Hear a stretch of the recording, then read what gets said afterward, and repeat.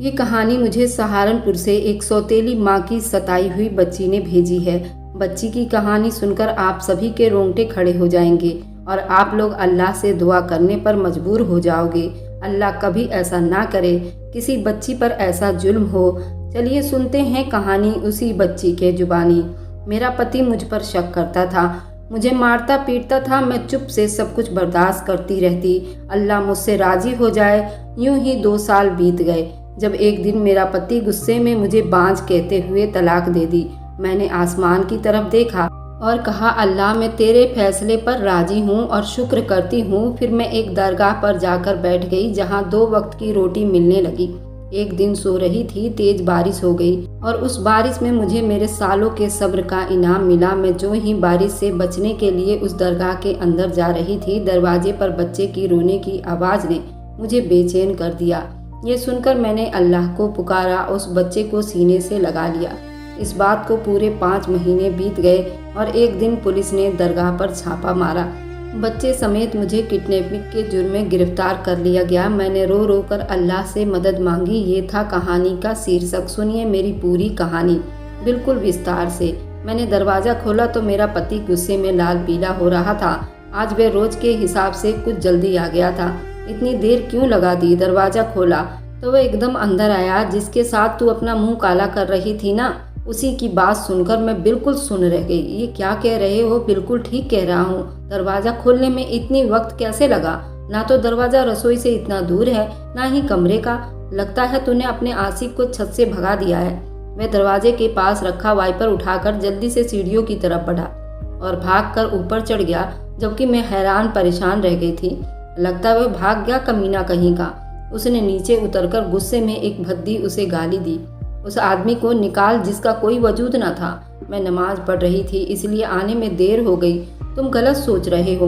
मैंने अपनी सफाई देने की बहुत कोशिश की तो एक जोरदार थप्पड़ घुमाकर मेरे मुंह पर मारा। उस अचानक हमले से मैं तो जाकर दरवाजे से टकराई। मुंह पर हाथ रखे हैरानी से देखने लगी। कुछ ही सालों में यह आदमी किस तरह बदल गया था। ये वो आदमी तो ना था जो मेरी मोहब्बत का दम भरता था। माँ तेरे बारे में सही कहती थी, तेरे सारे तौर तरीके बाजारू औरतों की तरह है। मैं ही कम अकल था जो मैंने अपनी माँ की बात पर यकीन न किया। उसने गुस्से से वाइपर उठाकर जमीन पर पटका और अंदर की तरफ कदम बढ़ा दिए, जबकि मैं रोती हुई वहीं दीवार के साथ लगी जमीन पर बैठ गई थी। मेरा नाम अस्मा है। न जाने मैंने अपने रब से कौन सा नसीब लिखवा कर इस दुनिया में आई थी। पैदा हुई तो माँ इस दुनिया से चली गई। माँ की ममता का एहसास क्या होता है मैं कभी जान नहीं पाई। मेरे पापा ने माँ के मरने का गम ज्यादा दिन नहीं मनाया और जल्दी ही उन्होंने दूसरी शादी कर ली। पापा ने दादी और सब रिश्तेदारों को कहा था वे दूसरी शादी सिर्फ अपनी बच्ची के लिए कर रहे हैं, उनकी बच्ची को माँ का प्यार मिल सके। लेकिन सौतेली माँ के आने के बाद खुद भी मेरे सगे न रह गए और मैं माँ के साथ साथ बाप के प्यार और दुलार से भी महरूम रह गई थी। इस तरह पापा की दूसरी शादी सुकून की बजाय मेरी जिंदगी में और ज्यादा तकलीफ ले आई थी। सौतेली माँ ने कभी मुझे दिल से कबूल नहीं किया। उसके नजदीक से सिर्फ एक बोझ थी जो उसे ना चाहते हुए भी निभाना पड़ रहा था। वह अक्सर मुझे ताने देती और कहती, कितनी मनहूस लड़की है, पैदा होते ही माँ को खा गई। मेरे नन्हे दिल पर ये शब्द तीर बनकर चुभते थे, मगर मैं चुप रहती थी। अक्सर सोचती थी कि मैंने कभी अपनी सौतेली माँ के साथ कुछ बुरा नहीं किया, फिर क्यों वो मुझसे इस तरह नफरत करती हैं। मैं हमेशा कोशिश करती उसकी नज़र में अच्छी बनूं, लेकिन मेरी कोई भी बात उसे कभी खुश ना कर पाती। अगर कभी घर में कोई समस्या होती तो वह जल्दी मुझे कसूरवार ठहरा देती। उसके तानों और नफरत भरे रवैया ने मेरे दिल पर गहरी चोट लगा दी थी, मगर मैं चुप से सब सहती रहती क्योंकि मेरे पास कोई और रास्ता नहीं था। मेरा बचपन दूसरों के बचपन की तरह खुशियों से भरा नहीं था। मुझे खिलौनों की जगह डांट और मोहब्बत की जगह नफरत मिली थी। जब दूसरे बच्चे स्कूल जाते मैं घर के कामों में बिजी रहती थी। अगर कभी बच्चों के साथ खेलने चली जाती तो सौतेली माँ को बहुत बुरा लगता था। वह भी जी भरकर मुझे बुरा भला कहती थी। उस वक्त मेरे पापा का किरदार मेरे लिए बस चुप रहता था, तमाशा देखता था। पापा ने कभी मेरी हिमायत में माँ को एक शब्द ना कहा और ना कभी उसे समझाने की कोशिश की थी। उस वक्त मेरी बूढ़ी दादी मेरा एक सहारा थी। उस तपती धूप में वो मेरे लिए एक घनी छांव की तरह थी। जब भी सौतेली माँ के ताने मेरे दिल को चीरती थी तो दादी गोद में छुपा लेती थी। उनके झुर्री भरे हाथों का प्यार मेरे दुखों का मरहम बन जाती थी। वो मुझे खुश करने के लिए अलग अलग कहानी सुनाती थी जो मुझे बहुत सबक देती थी। हमेशा ये समझाती थी कि सब्र और हौसला ही इंसान का सबसे बड़ा हथियार है। उनकी मोहब्बत में वो मिठास थी जो मेरे हर दुख को कुछ वक्त के लिए भुला देती थी। दादी की बातों से मुझे सुकून मिल जाता था, जैसे कोई थक हार कर मुसाफिर घनी छांव में दम भरकर सुस्ताता है। मेरी दादी बड़ी नेक औरत थी। वह नमाज और कुरान बहुत पढ़ती थी। मुझे भी कुरान पाक दादी ने पढ़ाया था और नमाज भी सिखाती थी। मुझे दीन की बातें भी सिखाती थी। मुझे पढ़ने लिखने का बहुत शौक था। मैं हमेशा सोचती थी कि पढ़ लिख कर अपनी जिंदगी को बदल लूंगी, लेकिन सौतेली माँ ने मेरी पढ़ाई भी छुड़वा दी थी। उसका कहना था कि लड़कियों ने पढ़कर क्या करना है, आखिरकार चूल्हा ही संभालना है। उसने मुझे किताबों से दूर करके बर्तन झाड़ू थमा दिए थे। वह घर का सारा काम करवाती थी। मैं थक जाती तो दादी की गोद में लेट जाती और चुपके चुपके मोहल्ले की लड़कियों से पुरानी किताबें लेकर अपना पढ़ने का शौक पूरा कर लेती थी। मुझे जब भी मौका मिलता अपनी किताबें निकालकर उनको पढ़ती। मैंने एक एक किताब कई बार पढ़ चुकी थी। मैं स्कूल तो नहीं जा सकती थी, लेकिन कुछ ना कुछ इन सब से जरूर हासिल कर लिया करती थी। यूं ही वक्त बीतता गया। वक्त के साथ साथ मैंने सब्र करना सीख लिया था। अब मुझे माँ के तानों से ज्यादा तकलीफ नहीं होती थी। शायद मैं उस माहौल की आदी हो चुकी थी। मैंने जवानी की दहलीज पर कदम रख दिया था, लेकिन घर का माहौल और मेरी माँ का रवैया आज भी वैसा ही था। बल्कि अब तो सौतेली माँ दिन ब दिन बुरी होती जा रही थी। वह हर वक्त मौके की तलाश में रहती, किसी न किसी बहाने मुझसे जान छुड़ा सके। मैंने अक्सर उसे पापा से कहते हुए सुना था कि अस्मा के लिए कोई रिश्ता देखो और उसको इस घर से विदा कर दो। बस अब मैं ज़्यादा उसको बर्दाश्त नहीं कर सकती। माँ के कहने पर पापा ने जल्दी मेरे लिए एक रिश्ता तलाश कर लिया, जबकि अभी मेरी उम्र ही क्या थी। मैं सिर्फ 16 साल की हुई थी और पापा ने मुझसे 10 साल बड़े आदमी से मेरा रिश्ता तय कर दिया था, जो पहले ही अपनी एक पत्नी को डिवोर्स दे चुका था। माँ जावेद की अपनी दुकान है, खूब चलती है, पैसों की कोई कमी नहीं। बस कमी है तो एक अच्छी औरत की जो उसका घर संभाल सके। जावेद की पहली पत्नी ने खुद उससे तलाक ली थी। जावेद बड़ा अच्छा इंसान है।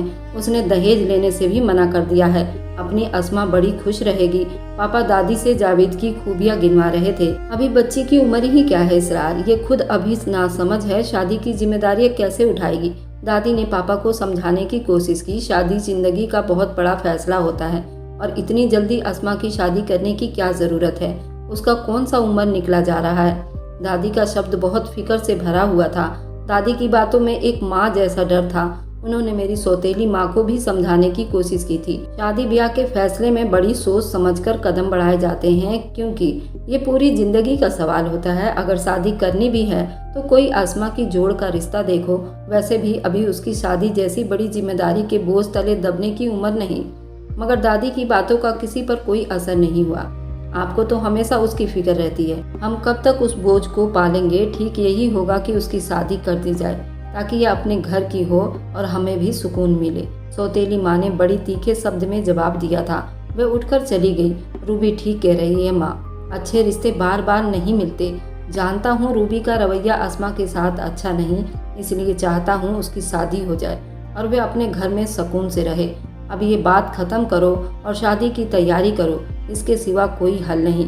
पापा भी दादी की बात को नज़रअंदाज करके एक हिमायती फैसला कर दिया था। दादी के चेहरे पर मायूसी और बेबसी दिखाई दे रही थी, मगर वो मेरे सामने खुद को मजबूत दिखाने की कोशिश कर रही थी। रात को दादी ने मुझे अपने पास बिठाकर समझाया था, अस्मा मेरी बच्ची, मैं जानती हूँ ये सब तुम्हारे लिए बहुत मुश्किल है। अपना घर छोड़कर जाना आसान नहीं होता। तुम सब्र करना मेरी बच्ची। याद रखना, जिंदगी में हर मुश्किल के बाद आसानी आती है। तुम्हें हिम्मत से काम लेना होगा। अल्लाह हमेशा अपने अच्छे बंदों का साथ देता है और उनकी मदद करता है। दादी की बातों से मेरे दिल को कुछ हिम्मत हुई थी, मगर हकीकत ये थी कि मेरा दिल बेचैन था। मैं बहुत डरी हुई थी, लेकिन मैं खुद को यकीन दिलाने की कोशिश की। शायद किस्मत का ये फैसला मेरे लिए एक नई उम्मीद का दरवाज़ा खोल देगी। शायद इस नए रिश्ते में मुझे मोहब्बत और इज्जत मिले, जो हमेशा मेरे दिल की हसरत बनकर रह गई थी। घर के झगड़ों और सौतेली माँ के तानों से छुटकारा मिलने की उम्मीद ने मेरे दिल को थोड़ी तसल्ली दी। शायद शादी के बाद सुकून का रास्ता मिल जाएगा, मगर साथ ही दिल में एक डर भी था। क्या नई जिंदगी मेरे लिए सच में खुशियों का पैगाम लेकर आएगी, या मुझ पर एक और आजमाइश साबित होगी। न जाने मेरा पति कैसा होगा, क्या मेरा पति एक मोहब्बत करने वाला जीवन साथी बनेगा? यह नया रिश्ता मेरी जिंदगी के दुखों में और भी ज्यादा बढ़ा देगा। मेरे दिल में हजारों सवाल मौजूद थे, मगर मेरे पास दूसरा कोई ऑप्शन नहीं था। वैसे भी पापा ने अपना हुक्म सुनाया था, कौन सा मेरी मर्जी जानने की कोशिश की थी। मेरी सौतेली माँ तो वैसे ही मेरी जिम्मेदारी से जान छुड़वाना चाहती थी। फिलहाल उसने शादी की तैयारियों में भी वक्त खराब करना मुनासिब न समझा और जल्दी मुझे जावेद के साथ हमेशा हमेशा के लिए विदा कर दिया। ये मत सोचकर बैठी रहना कि पीछे तेरा कोई मायका मौजूद है।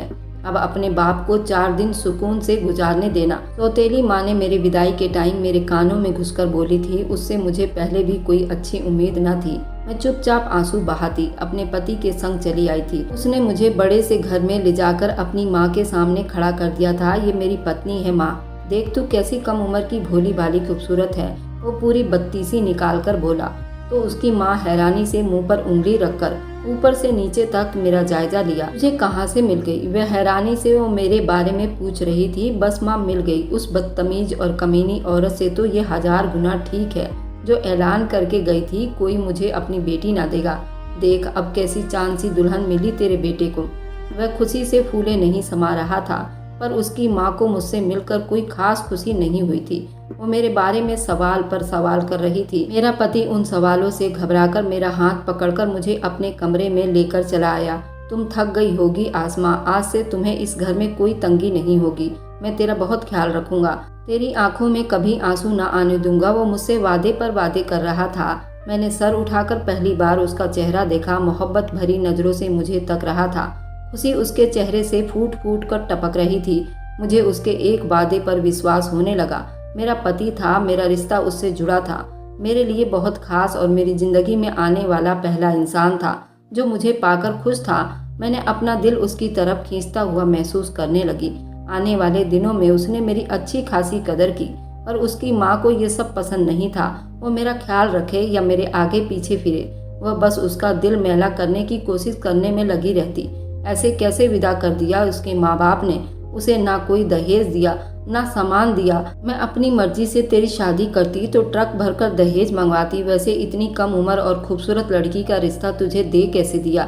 उसके बाप ने कहीं उसमें कोई ऐब तो नहीं?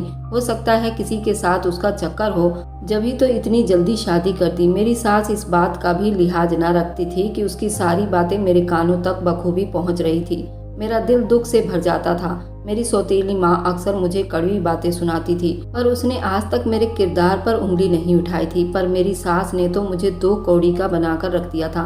मैंने उसकी हर गलत बात के जवाब में हमेशा चुप रही। शायद यही वजह थी वह और ज्यादा शेरनी बन गई थी। उसने मेरे पति को मेरे खिलाफ करने का कोई मौका हाथ से नहीं जाने दिया। शायद उसे इस बात का अफसोस था कि उसके बेटे ने उसकी इजाजत के बगैर शादी कर ली थी। वह अक्सर मेरे पति को कहती, तू बिल्कुल जोरू का गुलाम हो गया है। कहीं उसने तुझे अपनी मोहब्बत के जाल में तो ना फंसा लिया था, कहीं भगा कर तो नहीं लाया। ना उसकी माँ पूछती है ना बाप। इसके माँ बाप इसको रखना ही नहीं चाहते थे, बस और कोई समस्या नहीं। पर अब मैं वाकई इसका गुलाम हो गया हूँ। मेरा पति खुशी से कहता तो मेरा दिल बाग बाग हो जाता। मेरी खुशियों का महल जल्दी ही चकनाचूर हो गया था। मेरे पति का रवैया बदलने लगा था, जबकि हर तरह से अपने पति और सास दोनों का ख्याल रखती थी। मगर अल्लाह न जाने उसे मुझसे क्या बैर था। वह कभी मुझसे खुश नहीं हुई और न अपने बेटे को खुश रहने दिया। शादी के कुछ ही दिनों के बाद प्यार का भूत उतरने लगा था। मेरे पति का असल रूप मेरे सामने आने लगा था। शादी मेरी आजमाइशों का तमाशा साबित हुई थी। मेरा पति कुछ साल में ही बिल्कुल बदल गया था। शायद उसने अपने ऊपर कोई खोल चढ़ा रखा था जो एकदम उतर गया था। मेरा पति बहुत ही ज्यादा बुरा इंसान था। वो मेरी हर बात में कमियां ढूंढता था और बिना वजह मुझ पर शक करता था। इसी बात पर उसका मूड बिगड़ जाता और गुस्से में मारपीट पर उतर आता। खाने में अगर स्वाद ना होने पर गुस्सा करता। कभी किसी अजनबी की नज़र मुझ पर पड़ जाने को बहाना बनाकर झगड़ा शुरू कर देता। फिर मेरी सास को भी सुकून मिल गया था। वह अपने बेटे को समझाने के बजाय उसे और ज़्यादा चढ़ाती थी, लेकिन मेरी सास को मुझ पर जुल्म करने का ज़्यादा मौका नहीं मिल सका था और वह इस दुनिया को छोड़कर चली गई थी। पति का रवैया बुरा से बुरा होता गया। घर में कोई भी बात उसके गुस्से को हवा दे सकती थी और मैं खुद को हर मुमकिन तरीके से उसके गुस्से से बचने की कोशिश करती, मगर उसकी जुल्म मुझ पर दिन ब दिन बढ़ती जा रही थी। ऐसा लगता था जैसे उसके साथ कोई दिमागी समस्या हो। रातों को रोते हुए वह अल्लाह से दुआ करती, कोई करिश्मा हो जाए, मेरा पति बदल जाए, लेकिन ऐसा कुछ ना हुआ। हर गुजरते दिन के साथ मेरे पति का रवैया बद से बदतर होता चला गया। बेशक घर में खाने पीने और सामान की तंगी ना थी, लेकिन पति के शक करने की आदत ने मेरी जिंदगी बर्बाद करके रख दी थी। जरूर उसकी पहली पत्नी ने भी उसे इसी वजह से तलाक ली होगी, लेकिन मेरे पास तो कोई ठिकाना ही नहीं था, मैं कहाँ जाती। ये दिन इसी तरह बीत रहे थे। मेरी शादी को अब 1 साल हो चुका था। एक दिन मेरी दादी का इंतकाल हो गया। मुझे दादी के मरने का बहुत सदमा हुआ था। कई दिनों तक मैं रोती रही, लेकिन फिर धीरे धीरे सब्र आ गया था। दादी के होते हुए मैं कभी कभार अपने मायके घूमकर आती थी। अब तो दादी ही ना थी तो मैं कहाँ जाती। अब चुप से मैं अपने पति की सारी जुल्म बर्दाश्त करती रही, मगर मेरे सब्र का उस पर कोई असर न हुआ। पति का शक दिन ब दिन बढ़ता गया। इस तरह 1 साल बीत गया था। अब तो मुझे बाजपन का ताना भी देने लगा था। अब अक्सर मुझसे कहता था कि तुम्हारे नसीब में औलाद नहीं। फिर गुस्से में कहने लगता, तुम्हारी माँ ठीक कहती थी, तुम एक मनहूस लड़की हो। एक रात पति दुकान से आया। उसका मूड बहुत खराब था।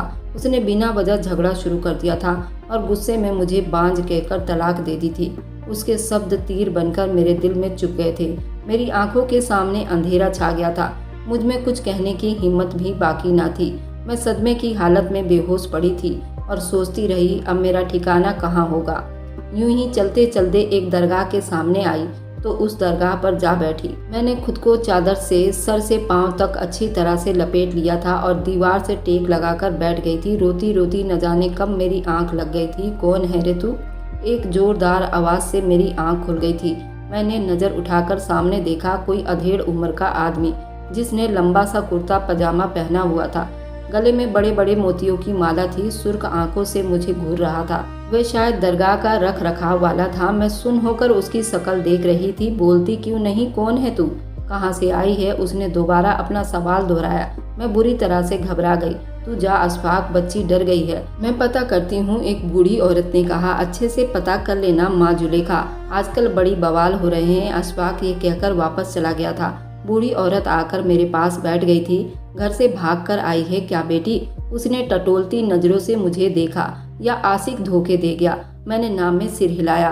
पति ने घर से निकाल दिया क्या तुझे? तू शादीशुदा है? बूढ़ी औरत ने हैरानी से पूछा। देख, झूठ मत बोलना। उसे मेरे शादीशुदा होने पर शक था। एक तो मेरी वैसे ही कम उम्र थी और फिर उन 2 सालों के बीच में पहले से ज्यादा कमजोर हो गई थी। मैंने एक लंबा सा सांस भरकर ये सब बताने लगी। मेरा कोई ठिकाना नहीं और मैं जाऊं तो जाऊं कहाँ? माँ जुलेखा सारी बात सुनकर उसने एक ठंडी आह भरी थी।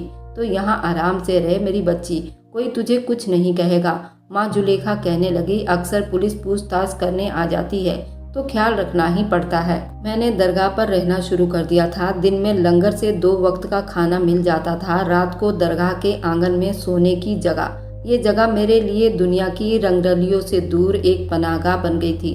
पेट भरकर खाना मिलता और कोई ताना भी नहीं देता। माँ जुलेखा मेरा ख्याल रखती थी। मुझे उसमें दादी का चेहरा नजर आता था। वही झुर्री भरी मेहरबान चेहरा हर दिन मेरे आंखों के सामने रहता।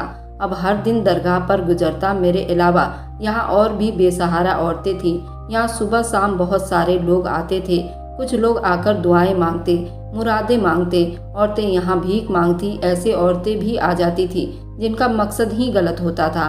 कई औरतों ने मुझे भी तंग करने की कोशिश की थी। अरे यहाँ क्यों बैठी है, हमारे साथ चलेगी तो तुझे किसी चीज का कोई दुख नहीं होगा, सोच ले। माँ जुलेखा हर बार ऐसी औरतों को डांट कर भगा देती थी। दफा हो जाओ, क्यों तंग कर रही हो बच्ची को? धीरे धीरे अशफाक को मेरी नेक फितरत का अंदाजा हो गया था। मैं ना भीख मांगती थी, ना किसी और गलत काम में मिली हुई थी। अक्सर लोग मेरे आगे पीछे कुछ रुपए रख जाते थे, मैं तो वो भी नहीं उठाती थी। मुझे पैसों की तमन्ना ना थी। पेट भरने को रोटी चाहिए थी, वो मिल रही थी। मैं नमाज पढ़ती थी, अल्लाह से अपने लिए मदद तलब करती थी। अशफाक समझ गया था कि मैं सिर्फ हालत की मारी थी। मुझे दरबार पर रहते हुए काफी वक्त गुजर चुका था। अब तो दरबार पर रहने वाले सब लोगों से मेरी बातचीत हो गई थी। मैं ज्यादातर दरबार के पिछले आंगन में बैठी रहती, क्योंकि सामने की तरफ ज्यादा भीड़ हो जाता था और अक्सर वहां मर्दों का आना जाना भी लगा रहता था। मुझे उनकी नजरें पसंद ना थी, इसलिए मैं ज्यादातर पीछे की तरफ ही रहती थी। रात को वहीं माँ जुलेखा के साथ सो जाती। एक दिन मैं दरगाह के आंगन में सो रही थी। अचानक तेज बारिश शुरू हो गई। मैं जल्दी से दरगाह के अंदर जाने लगी। ताकि खुद को बारिश से बचा सकूं। जैसे ही मैं अंदर जाने लगी अचानक एक मासूम बच्चे की रोने की आवाज़ ने मेरे कदमों को रोक दिया। बच्चे के रोने की आवाज़ दरगाह के पिछले दरवाजे से आ रही थी। मैं चौंक कर उस बच्चे की आवाज़ की तरफ बढ़ने लगी और जब दरवाज़ा खुला तो बाहर का मंजर देखकर अचानक मुझे एक झटका सा लगा था। दरगाह के दरवाजे के पास ही एक छोटा सा बच्चा जमीन पर लेटा हुआ था। बच्चा सर्दी से कांप रहा था, जोर जोर से रो रहा था। मैं तेजी से उसके पास पहुंची, उसे गोद में उठा लिया। मैंने बच्चे को अपने सीने से लगाया था। जैसे ही मैंने उसे सीने से लगाया, उसका रोना तेज हो गया था। ऐसा लगता था जैसे वो भूख से बेहाल है। वह बच्चा इतना छोटा था जैसे अभी कुछ दिन पहले ही पैदा हुआ हो। मेरे हाथ कांपने लगे। न जाने कौन इतना बेरहम था, इस मासूम को यूं फेंक कर चला गया था। मैंने जल्दी से अपना स्वेटर उतारा जो माँ जुलेखा ने मुझे पहनने को दिया था। वह बच्चे को लपेटकर अपने सीने से लगा लिया ताकि वो बच्चा गर्म हो सके। बच्चे की नन्हे वजूद गोद में लेते ही मेरे दिल में अजीब सी ममता जाग उठी। दरगाह के आंगन में उस वक्त कोई न था। मैंने बच्चे को चादर में लपेटा और उसे सीने से चिपकाकर थपकने लगी। थोड़ी देर के बाद जब उसका रोना धीरे धीरे थम गया, वो मेरे सीने से लिपटकर सो गया। मैं जागती हुई उसके मासूम चेहरे को देखती रही और दिल ही दिल में सोचती रही, शायद ये अल्लाह ने इस बच्चे को मेरे लिए भेजा है। सुबह होने तक वो बच्चा मेरे बाजू में सुकून से सोया रहा। मैं अपने दिल में ये सोच चुकी थी, ये बच्चा मेरा है, चाहे कुछ भी हो जाए, मैं उसे कभी किसी के हवाले नहीं करूंगी। सुबह हुई। दरगाह के आंगन में हल्की सी चहल पहल शुरू हो चुकी थी। लंगर के काम करने वाले लोग अपने काम में बिजी हो गए थे। मैं बच्चे को अपने सीने से लगाए बैठी थी जब माँ जुलेखा मेरा हाल चाल पूछने आई थी। मेरी गोद में एक छोटा बच्चा देखकर हैरान रह गई थी। अरे ये बच्चा कहाँ से आया? हैरानी से मेरी तरफ देखते हुए बोली थी। मैंने उन्हें जवाब दिया, ये बच्चा मेरा है, अल्लाह ने उसे मेरे लिए भेजा है। मैंने मुस्कुराकर कहा। माँ जुलेखा की आंखों में हैरानी सी फैल गई थी। वह मेरे करीब आकर बैठ गई और राजदारी से बोली, क्या कह रही है तू? ये तेरा बच्चा है? कहाँ से मिला है तुझे? मैंने रात का सारा किस्सा माँ जुलेखा को सुना दिया था। कोई अपना गुनाह छुपाने के लिए इस बच्चे को यहाँ फेंक कर चला गया। माँ जुलेखा ने रोते हुए कहा था, कैसा जमाना आ गया, मासूम बच्चे को मरने के लिए फेंक दिया। शायद अल्लाह ने इस नन्ही जान को मेरे लिए ही भेजा था ताकि मेरी खाली गोद भर जाए और जीने का एक मकसद मिल जाए। मैंने खुशी से कहा, और हाँ माँ, अब जल्दी से उसके दूध का कुछ इंतजाम करो, पता नहीं कब से भूखा है बेचारा। माँ जुलेखा ने कुछ देर खामोशी से मुझे देखा, फिर बोली, ठीक है, अगर तूने इस बच्चे को पालने का फैसला कर लिया है तो मैं भी तेरे साथ हूँ। उस दिन मेरा दिल बहुत ज़्यादा सुकून में हो गया था। ऐसा महसूस हो रहा था जैसे अल्लाह ने मुझे मेरे सब्र का सिला दिया हो। ये बच्चा मेरे लिए ज़िंदगी का एक नया उम्मीद बनकर आ गया था। अब मेरी ज़िंदगी का हर दिन उस नन्ही जान के लिए था। मैं उसे बहुत प्यार करती, उससे बातें करती थी। वह भी अपनी मासूम नज़रों से मुझे तकता रहता, मेरी बातें सुनकर मुस्कुराने लगता, जैसे सब कुछ समझ रहा हो। और अशफाक चाचा ने मुझे बच्चे की ज़रूरत के सामान के लिए पैसे भी दिए थे और माँ जुलेखा के साथ जाकर बच्चे की ज़रूरी सामान और दूध लेकर आई थी। जमालुद्दीन सदमे और गुस्से से पागल हो रहा था। न जाने उसके नसीब में सुकून क्यों नहीं लिखा था। वह अस्पताल के वार्ड में बेचैनी से चक्कर काट रहा था। उसके 2 दिन के बच्चे को किसी ने अस्पताल से किडनैप कर लिया था। दूसरी तरफ उसकी पत्नी की हालत भी नाजुक थी। वह आईसीयू में एडमिट थी। डॉक्टर उसे बचाने की भरपूर कोशिश कर रहे थे, लेकिन उसकी हालत बराबर बिगड़ती जा रही थी। जब जमालुद्दीन को बच्चे की अगवा होने की खबर मिली तो उसके पैरों तले से जमीन निकल गई थी। वह पागलों की तरह अस्पताल के हर कोने में दौड़ता रहा। हर किसी से बच्चे के बारे में पूछा, लेकिन किसी को कुछ पता न था। उसका दिमाग सुन्न हो चुका था। एक तरफ उसकी पत्नी जिंदगी और मौत के बीच में जंग लड़ रही थी, दूसरी तरफ उसका बच्चा लापता हो चुका था। फिर वह पल आया जब डॉक्टर ने उसे बता दी कि उसकी पत्नी जान की बाजी हार चुकी है। जमालुद्दीन के ऊपर सदमा ऐसे सवार हुआ, वह किसी बात को सोचने समझने की काबिल न रहा। एक पल में उसकी दुनिया उजड़ चुकी थी। न उसकी पत्नी बची थी, उसके बच्चे को अगवा कर लिया गया था। जमालुद्दीन यूं महसूस हो रहा था जैसे उसका दिमाग फट जाएगा। वह अपनी माँ के पास चला आया था और उनके गले लगकर रोने लगा था। क्यों अल्लाह हमेशा मुझसे मेरा सब कुछ छीन लेता है माँ, उसने रोते हुए कहा। तो उसकी माँ ने उसे अपने सीने से लगा लिया था। जमालुद्दीन कोई मामूली आदमी नहीं था, वो बेहिसाब जमीन जायदाद का मालिक था, शहर के बड़े रईसों में शामिल होता था।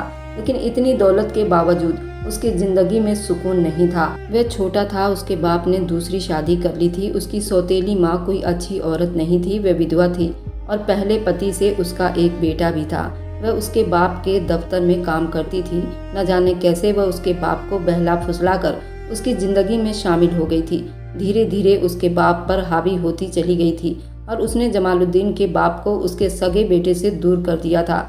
जमालुद्दीन का बचपन उसके बाप की सख्ती और डांट खाते हुए गुजरा था और वह अपने बाप की मोहब्बत से भी महरूम रह गया था। उसके बाप का सौतेला बेटा राजू उसके घर में ठाठ से रहता था और जमालुद्दीन को हर चीज से दूर रखता था। जमालुद्दीन से बहुत चिढ़ता था और उसका दुश्मन बन चुका था। जमालुद्दीन उस सारी बातों से बहुत परेशान था। उसके दिमाग पर बहुत बुरा असर पड़ रहा था। जमालुद्दीन की माँ सफीना बेगम के पास दौलत की कमी न थी। उसका बाप बहुत दौलतमंद आदमी था, वह उनकी इकलौती बेटी थी। उन्होंने अपने पति से अलग रहने का फैसला किया था। अब तक वह जमालुद्दीन की वजह से सब कुछ बर्दाश्त कर रही थी, पर जब जमालुद्दीन खुश न था तो वह यहाँ क्यों रहती। जमालुद्दीन के बाप की दौलत सफीना बेगम के दौलत के हिसाब से कुछ न था। वह अपने बाप दादा के घर आ गई थी। वह जमालुद्दीन के साथ सुकून की जिंदगी बिताने लगी थी। जमालुद्दीन बड़ा अच्छा और काबिल इंसान था। उसने कभी अपनी माँ को मायूस ना किया था। ऐसे ही वक्त बीतता चला गया था। जमालुद्दीन का बाप बीमार हुआ तो उसने जमालुद्दीन को मिलने के लिए बुलाया था। उसे अंदाजा हुआ था कि उसका बाप बड़ी बुरी जिंदगी गुजार रहा है। उसकी सौतेली माँ का बेटा बाप की हर चीज पर कब्जा करके बैठा था। जमालुद्दीन ने अपने बाप का काफी साथ दिया, पैसे भी भिजवाता रहा, लेकिन कुछ वक्त के बाद उसका इंतकाल हो गया था। उसके बाद जमालुद्दीन कभी अपने बाप के घर लौटकर नहीं गया था। जल्दी ही सफीना बेगम ने जमालुद्दीन की शादी कर दी थी। आलिया बहुत अच्छी लड़की थी। जमालुद्दीन अपनी पत्नी से भी बहुत बेपनाह मोहब्बत करता था। वे दोनों बहुत ही खुशी जिंदगी बिता रहे थे, लेकिन आलिया की तबीयत काफ़ी खराब रहने लगी थी। डॉक्टर से चेकअप करवाया तो उसने कमजोरी बताकर दवा लिखकर दे दी थी। कुछ साल के बाद आलिया को खुशखबरी मिली तो वे दोनों बहुत खुश थे, पर न जाने उनकी खुशियों को किसी की नज़र लग गई थी। आलिया की तबीयत अब पहले से ज़्यादा खराब होने लगी थी।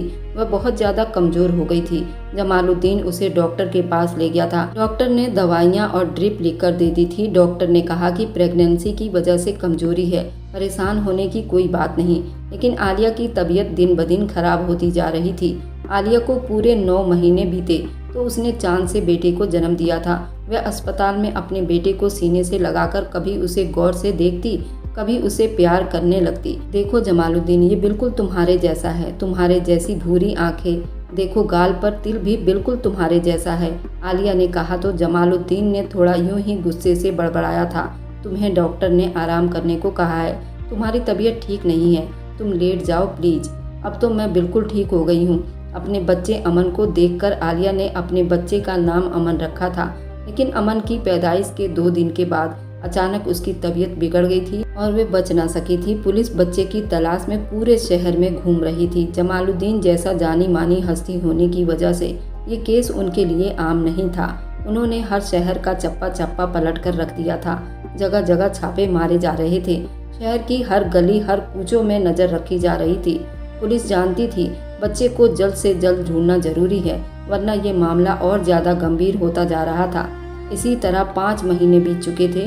पुलिस पर दबाव बढ़ता जा रहा था, लेकिन वो बच्चे को तलाश करने में नाकाम रही। आखिर एक दिन पुलिस अफसर को अपने मुखबर की तरफ से एक खबर मिली, जिसने उसको चौंका कर रख दिया। मुखबर ने बताया एक दरगाह में एक औरत के पास आलिया का बच्चा है और दरगाह के लोग बताते हैं ये बच्चा उसका नहीं है। ये खबर मिलते ही पुलिस थाने में हलचल मच गई थी। पुलिस की सारी टीम जल्दी दरगाह की तरफ भागे थे। उनको यकीन था शायद वही बच्चा है जिसकी तलाश में वो मारे मारे फिर रहे थे। पुलिस की गाड़ियां दरगाह के करीब आकर रुकी और सारे पुलिस दरगाह के अंदर दाखिल हो गए। दरगाह के आंगन में उन्हें एक औरत बैठी नजर आई थी और बच्चा भी उसी के गोद में आराम से सो रहा था। पुलिस ने आगे बढ़कर आसमा से सवाल किया, ये बच्चा कहाँ से आया? क्या ये तुम्हारा बच्चा है? आसमा ने आराम से सर उठाकर कहा, ये बच्चा मेरा है, अल्लाह ने उसे मेरी झोली में डाली है। पुलिस अफसर ने सख्ती से कहा, हमें हकीकत बताओ, देखने में तो ये तुम्हारा बच्चा नहीं लगता। इस बच्चे को यहाँ दरगाह के बाहर कोई छोड़ गया था। मैंने उसे अल्लाह का तोहफा समझकर अपना लिया। आसमा ने जवाब दिया। अफसरों के चेहरे पर शक का साया लहराया था। उसने बच्चे को गौर से देखा। वह बच्चा वाकई किसी रईस आदमी का लगता था, साफ सुथरा और खूबसूरत। अफसर सख्त शब्दों में बोला, सच सच बताओ, ये बच्चा तुमने कहाँ से अगवा किया? आसमा ने हैरानी से पुलिस वाले की तरफ देखा और कहा, अगवा नहीं किया साहब, ये मेरा बच्चा है, अल्लाह ने मेरी झोली में डाला है। अफसर ने बड़े गुस्से के साथ जवाब दिया, बहुत कहानी सुना चुकी हो, तुम्हारी हालत बता रही है, तुम जैसी औरतों के पास बच्चा नहीं आ सकता। सीधी बात करो, कहाँ से उठाया है ये बच्चा? आसमा की आंखों में आंसू भर आए थे। मैंने किसी का बच्चा नहीं उठाया साहब, ये बच्चा मुझे दरगाह के बाहर से मिला था।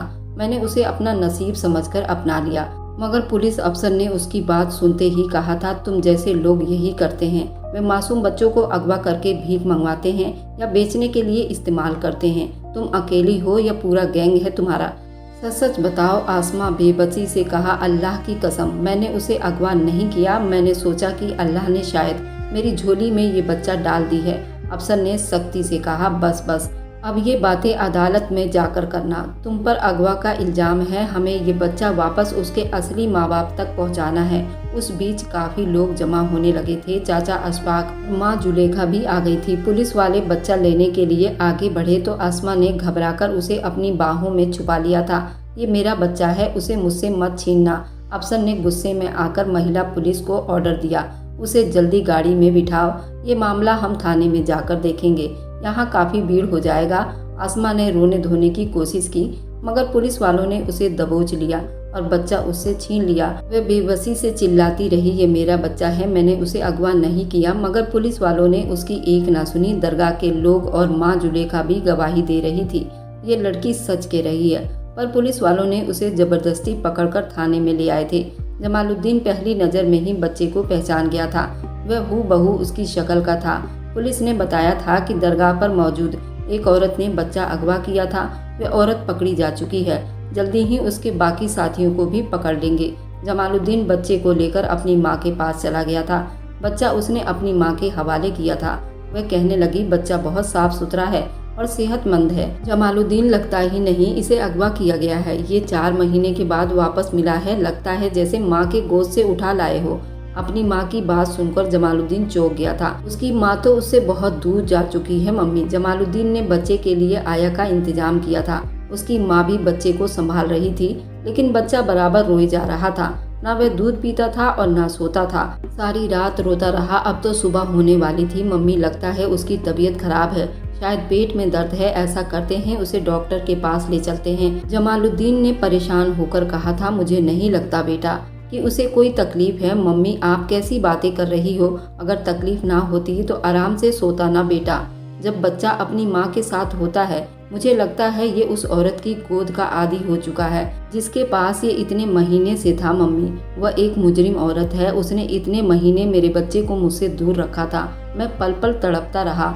मैं उसे कड़ी से कड़ी सजा दिलवा कर रहूंगा। जमालुद्दीन ने गुस्से से कहा। अशफाक चाचा, जुलेखा जमालुद्दीन के पास आए थे। सुबह होते ही वे थाने गए थे। पुलिस ने उन्हें आसमा से मिलने नहीं दिया था। वे हकीकत बताने जमालुद्दीन के बंगले पर चले गए थे। साहब, दरगाह से कुछ लोग आपसे मिलने आए हैं। उसके नौकर ने उसे बताया तो वह चौंक गया था।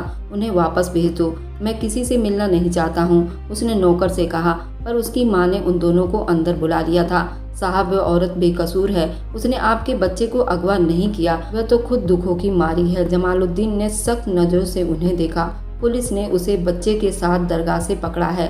अशफाक चाचा ने ठंडी सांस लेते हुए कहा, साहब, अगर उसने अगवा की होती तो 4 महीने तक उस बच्चे को अपने कलेजे से लगाकर क्यों रखती? अगवा करने वाले तो जल्दी से आगे पहुंचा देते हैं। उसने तो आपके बच्चे को एक माँ की तरह संभाला है। साहब, वह लड़की खुद अपने गमों से लड़ रही है, वह बिल्कुल बेगुनाह है। आप उसे पुलिस से रिहा करवा दें। मेरा दिल ये मानने को तैयार नहीं, वह बेकसूर है। मैं तुम लोगों पर भरोसा नहीं कर सकता हूँ। हो सकता है तुम भी उसके साथ मिले हुए हो। जमालुद्दीन ने कहा तो वे दोनों मायूस होकर उठ गए थे। न जाने क्यों मुझे ऐसा लगता था ये दोनों गलत नहीं कह रहे। जमालुद्दीन के माँ ने कहा, मम्मी, आपको तो हर किसी पर रहम आ जाता है। चलिए जल्दी अमन को अस्पताल लेकर जाना है। जमालुद्दीन ने कहा, डॉक्टर अमन को पूरा चेक कर लेगा और उसके और भी टेस्ट करवा लेते हैं। जब डॉक्टर से चेक कराया गया तो डॉक्टर का रिपोर्ट बिल्कुल नॉर्मल आया था। उसने बताया था कि बच्चे को कोई तकलीफ नहीं, बच्चा बिल्कुल सेहतमंद और तंदुरुस्त है। लेकिन डॉक्टर ये सारी रात रोता रहा। कभी कभी ऐसा होता है, जगह माहौल बदलने से भी बच्चे परेशान हो जाते हैं। आप फिक्र ना करें, 1-2 दिन में ये सेट हो जाएगा। लेकिन अमन का रोना बंद नहीं हुआ था। अगली रात एक और अजीब किस्सा हुआ था। पुलिस ने उसके घरेलू नौकरानी को रात के अंधेरे में किसी आदमी से मुलाकात करते हुए देखा था। अभी भी पुलिस के कुछ आदमी खुफिया तौर पर उसके घर की निगरानी कर रहे थे। उन्होंने जल्दी जमालुद्दीन को इस बात की खबर दी थी। उसकी एक नौकरानी किरण को गिरफ्तार कर लिया था।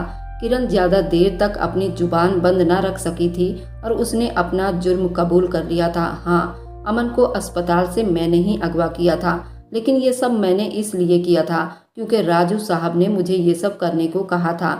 उन्होंने मुझे पैसों की लालच दिया और मैं लालच में आ गई। राजू साहब नहीं चाहते थे जमालुद्दीन सुकून की जिंदगी बिताए।